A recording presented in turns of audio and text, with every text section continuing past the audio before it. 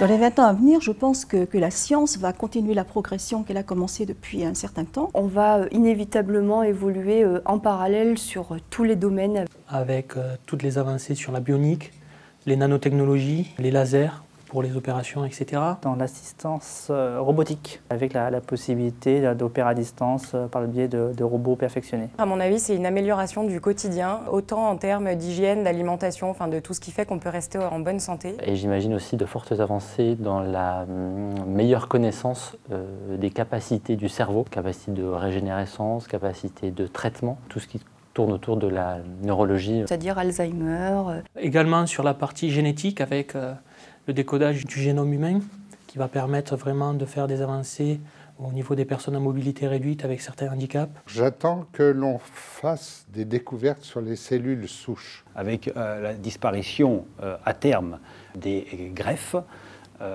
et la disparition des prothèses par l'utilisation de tissus créés. Il y a un dernier domaine dans lequel la médecine va devoir se pencher, c'est l'éthique. La problématique actuelle, c'est donc de savoir si la législation sur la bioéthique est-elle adaptée à cette recherche et n'est-elle pas un frein à cette recherche. L'éthique est important dans la mesure où on respecte ce qui est naturel. Par exemple, à vouloir choisir le sexe de son enfant tout en résolvant des problèmes génétiques, c'est pas l'objet. Et là, il y aurait donc bien un problème d'éthique pour moi. Dans quelle mesure l'homme a le droit d'intervenir sur la santé des êtres humains? Je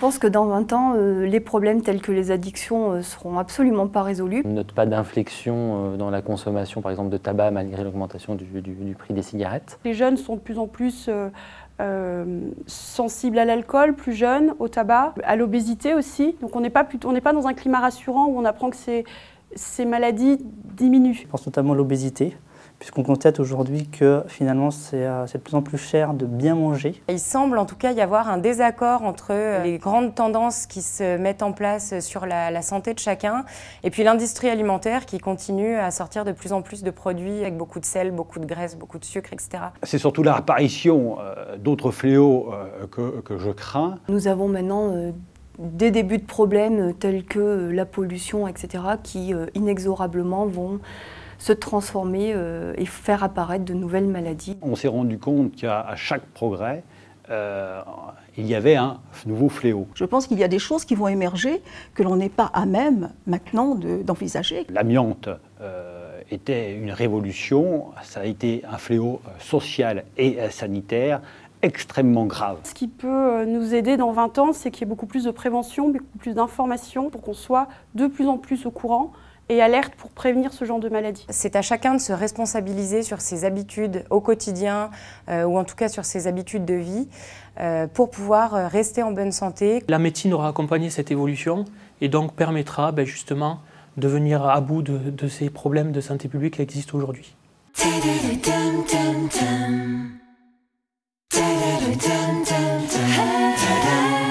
L'organisation du système de soins ne peut évoluer qu'en ayant justement une responsabilisation de ses consommateurs. Une même personne, pour un instant T, pour une même maladie, peut aller voir 3 médecins pour avoir 3 avis différents. Il me paraît donc indispensable de responsabiliser les Français sur les risques inhérents à leur niveau de consommation de soins. Toute une partie de la population n'a pas accès à ces soins. Maintenant, si on arrive peut-être à harmoniser et à répartir un peu de partout l'accès aux soins par d'abord des médecins traitants, par de la prévention et de l'information. Plus d'échanges, plus de coordination entre les médecins, les services. D'intervenir au bon moment, de se poser les bonnes questions, de faire des dépistages pour éviter justement après d'aller dans des systèmes de soins très complexes à mettre en œuvre et qui sont un peu plus coûteux pour la société. La médecine de proximité, à mon avis, elle est la clé un petit peu de la réorganisation du système de protection sociale, dans la mesure où on n'a pas besoin de refaire sa vie médicale auprès d'un nouveau médecin à chaque fois. Donc on peut imaginer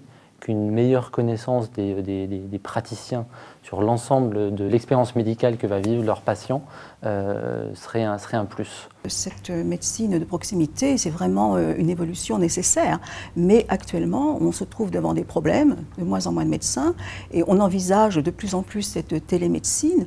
Maintenant, comment ça va se passer? Pour moi, l'e-médecine et la télémédecine peuvent effectivement contribuer à simplifier le processus de consultation médicale, mais certainement pas de le remplacer. Les personnes aiment bien avoir le contact quand même avec le médecin, c'est quand même des domaines qui sont assez sensibles. Ça pourra aider de façon connexe, c'est-à-dire effectivement en accessoire, si le médecin a déjà eu un contact et qu'après, éventuellement, ça se passe par le biais d'outils à distance. Peut-être ensuite entre médecins pour pouvoir faire profiter de leurs avancées, de leur point de vue, de leurs expériences. Mais sur un premier rapport, moi, je ne pratiquerai pas de e-médecine. Je ne vois pas comment le contact humain et la proximité pourraient être remplacés par un coup de fil ou un échange via Internet.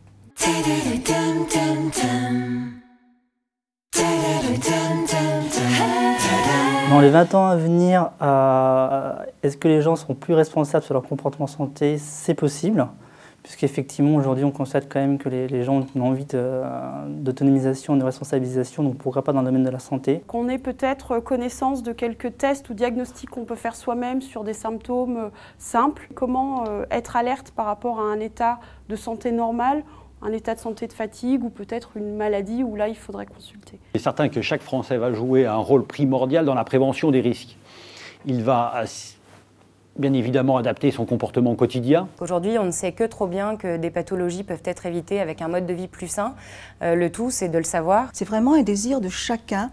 Chacun réfléchisse à sa santé et qu'il décide de faire quelque chose avec sa santé. Il faudrait que la démarche individuelle soit relayée par une démarche collective. Ce changement de comportement, je pense, passe vraiment par l'éducation, et dès le plus jeune âge. L'éducation à la prévention, au bien manger, au bien bouger, au bien dormir, qui peut évidemment passer par l'école, mais pas que.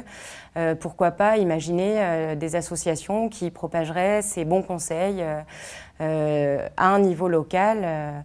Ça pourrait être une solution. C'est l'éducation à tout âge, pour moi, qui va aider à ce genre d'actes préventifs et de responsabilisation. Il y a un enjeu aussi derrière tout ça, prendre soin de sa personne et aussi avoir accès à sa santé, c'est aussi parfois reconnaître qu'on est malade, par exemple, et ça, c'est pas évident pour tout le monde. J'imagine très bien une séparation entre deux types de populations, une population très informée, très sensibilisée au sujet, et de l'autre côté, une autre partie de la population moins informé, faisant moins attention à son style de vie. Je pense que pour changer la mentalité des gens, effectivement, ça peut passer par un certain nombre d'éléments, l'éducation, la prévention, mais je pense que ça doit être général, ça doit être un état d'esprit plutôt que se dire on va le faire par tel biais ou tel biais, pour donner un résultat global qui soit vraiment impactant au niveau de la société.